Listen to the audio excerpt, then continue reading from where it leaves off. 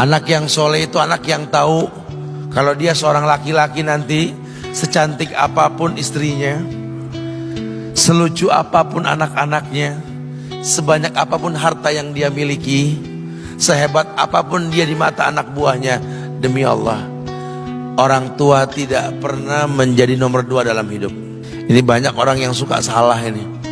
Cuma gara-gara dunia, orang tua panjang mata menanti kedatangan anak. Jangan ya. Jangan. Anak yang soleh tahu sekali, sampai kapanpun ibumu, ayahmu. Sampai kapanpun. Dunia nggak membuat dia lupa ada berkah keramat dunia hidup di atas muka bumi ini. Dia nggak repot datang ke makam-makam para wali. Orang tua nomor 1 yang dia temui. Ini orang hebat. Ini banyak di antara kita, makam-makam didatengin, di mana saja didatengin, ngalap berkah. Orang tua panjang mata, berlinang air mata menanti, mana anakku? Mana pohon yang pernah kutanam? Mana pohon yang pernah kurawat? Kudengar dia sudah mulai berbuah, ingin kurasakan buahnya. Berani mengeluarkan dana jutaan untuk hal-hal yang gak disyariatkan. Ini orang tua panjang mata. Rela gak rela, orang tua kita akan mendengar dan melihat. Ma, aku pengen nikah, aku pengen berkeluarga, Ma. Ya orang tua ya seneng lah. Cuma kalau inget metik buahnya belum terasa, ya ada perasaan kayak gimana gitu loh. Karena dia tahu setelah ini dia akan menikah. Bahwa anak orang ada kehidupan yang berbeda yang bakal dia rasa. Orang tua makin hari makin rentan, bukan makin seger. Yang perempuan dibawa orang, ya Allah. Baru kemarin perasaan mainin poni ini anak perempuan kita, betul. Baru kemarin mainin kepangan rambutnya, ya Allah. Ya Allah, baru kemarin perasaan saya titah dia, titah, ya Allah. Belajar jalan, bisa berlari bawa sesuatu, coret-coret tembok, aduh Masya Allah. Sekarang udah gede, dibawa orang, ya Allah, Masya Allah. Yang laki dekat sama mamahnya. Baru kemarin tangan mungilnya kita tuntun, kalau kelepas dia nangis, betul. Sekarang tangannya keker besar, tangan ibunya keriput, betul. Mau nangkep tangan anak pun sudah mulai susah. Membawa anak orang datang dengan gagah, cium tangan, cipika-cipiki, udah. Ma, kita jalan dulu Ma ya. Udah Mama, udah. Digandeng tangan kekasihnya, dirangkul pundaknya. Ini anak laki ndak tahu ibunya kayak diiris-iris jantungnya. Dia lihat tangannya yang keriput, ya Allah. Udah berapa lama tangan ini nggak dibawa sama anak ini? Udah berapa lama tangan ini nggak digandeng sama anak saya? Kita merasa bangga akur merangkul istri kita, ibu kita ngelihat pundaknya. Udah berapa lama pundak ini gak dirangkul seperti itu, ya Allah. Dulu aku berdandan secantik-cantiknya, ku dandankan anaknya, ku bawa di hadapan kawan-kawanku bangga. Lihat anakku. Tapi dia gak pernah berdandan rapi membawa aku ke hadapan teman-temannya. Lihatlah ibuku. Ibunya sudah kebayang, ya Allah, ini anak bakal minta nikah sebentar lagi. Yang wajar kalau orang nanam pohon pengen metik buah, wajar. Ini buah belum terasa, pohon sudah mau dibawa, kebayang tidak? Ya Allah.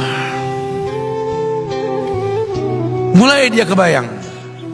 Sehingga rasa-rasa seperti ini menjadi tumpukan rasa di hati orang tua kita, yang nanti pada akhirnya dia pun bakal kembali ke hadirat Allah, kita pun bakal kembali ke Allah, betul?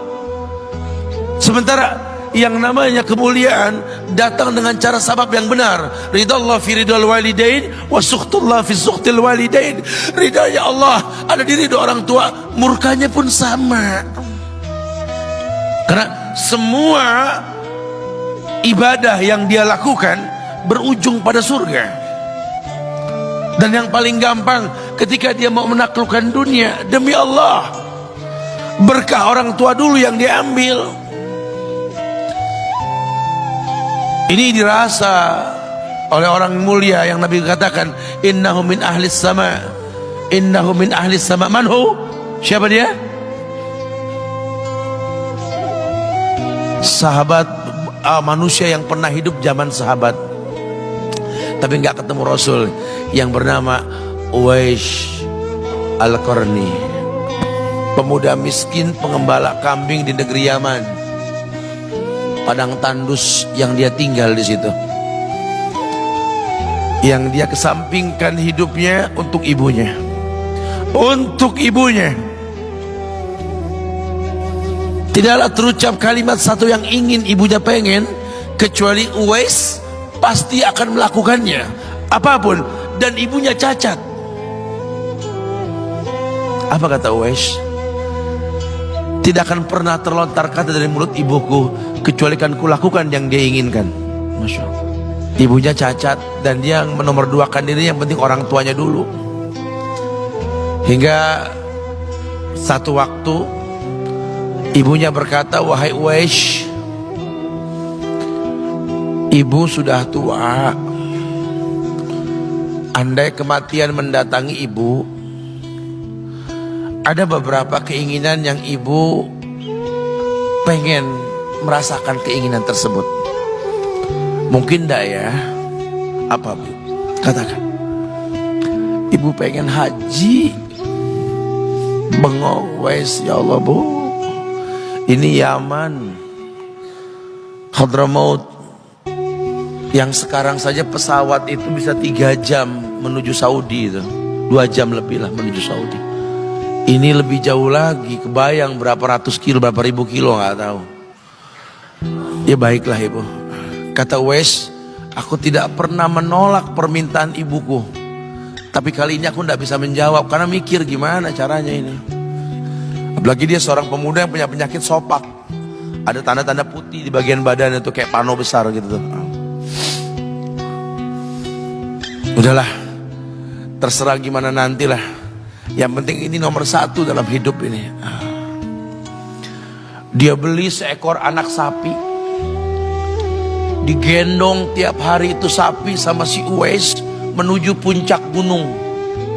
Turun lagi, gendong ke atas, turun lagi tiap hari. Sampai orang bilang, Uwais gila no. Orang sapi dipiara, dia digendong tiap hari naik gunung yang tinggi. Sampai nggak berasa, dikatakan 8 bulan dia lakukan itu. Sehingga terbentuklah fisiknya yang bagus karena olahraga tiap hari bawa itu sapi. Dan sapi itu makin berat, dalam hikayat dikatakan sampai di atas 100 kilo itu sapi.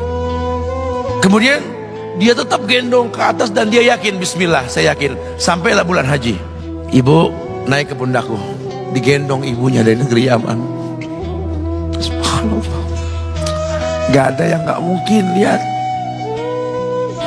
dibawa ibunya ke Mekah, bertawaf di Ka'bah, dunia menyaksikan. Bahkan hikayat mengatakan dia sempat bertanya kepada sahabat Abdullah bin Umar,